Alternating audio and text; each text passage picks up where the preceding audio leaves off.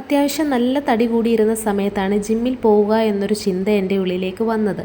മൊഷേട്ടൻ ഇവിടുത്തെ സ്ഥിരം ആളാണ്, അതുകൊണ്ട് എനിക്കും ധൈര്യമായിട്ട് പോകാനൊരു ഇൻട്രസ്റ്റ് തോന്നി. നേരത്തെ ഞാനൊന്ന് വെയിറ്റ് ലോസ് ചെയ്തതാണ്, പക്ഷേ എനിക്ക് കണ്ടിന്യൂ ചെയ്യാൻ പറ്റിയില്ല. അതൊരു വർക്കൗട്ടൊന്നും ഇല്ലാത്തൊരു വെയിറ്റ് ലോസ് ജേണിയായിരുന്നു. അതത്ര നമ്മളുടെ ഹെൽത്തിന് ഓക്കെ ആണെന്ന് എനിക്ക് തോന്നിയില്ല. അതുകൊണ്ടാണ് ജിമ്മിൽ പോയി തന്നെ വെയിറ്റ് ലോസ് ചെയ്യണമെന്ന് ഞാൻ വിചാരിച്ചത്.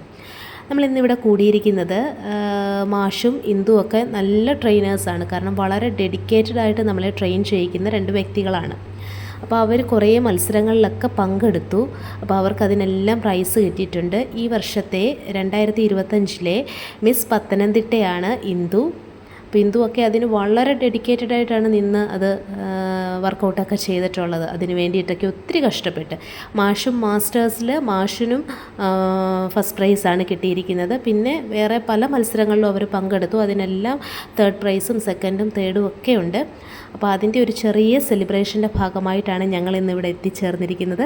ഞങ്ങൾ കുറേ ലേഡീസ് ഉണ്ട്. ഇന്ന് എല്ലാവരും ഒന്നും എത്തിയിട്ടില്ല, രാത്രിയായിരുന്നു, അതുകൊണ്ടായിരിക്കാം പലരും എത്തിച്ചേരാൻ പറ്റിയിട്ടില്ല.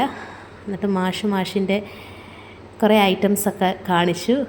അപ്പോൾ അത്രയും കഷ്ടപ്പെട്ട, ഇത് ചെറിയ കാര്യമല്ല കേട്ടോ, ഒരുപാട് കഷ്ടപ്പെട്ടിട്ടാണ് ഈ ഒരു രീതിയിലോട്ട് എത്തിച്ചേരുന്നത്. അത് ഭയങ്കര ക്ഷമയുള്ളൊരു മനസ്സുണ്ടെങ്കിൽ മാത്രമേ പറ്റത്തുള്ളൂ. ഫുഡൊക്കെ കൺട്രോൾ ചെയ്ത് അങ്ങനെയൊക്കെ എത്തിച്ചേരുന്നത്. ഇന്ദുവിനെ സമ്മതിക്കണം, കാരണം അധികം ഏജില്ല, 24 വയസ്സേ ഉള്ളൂ.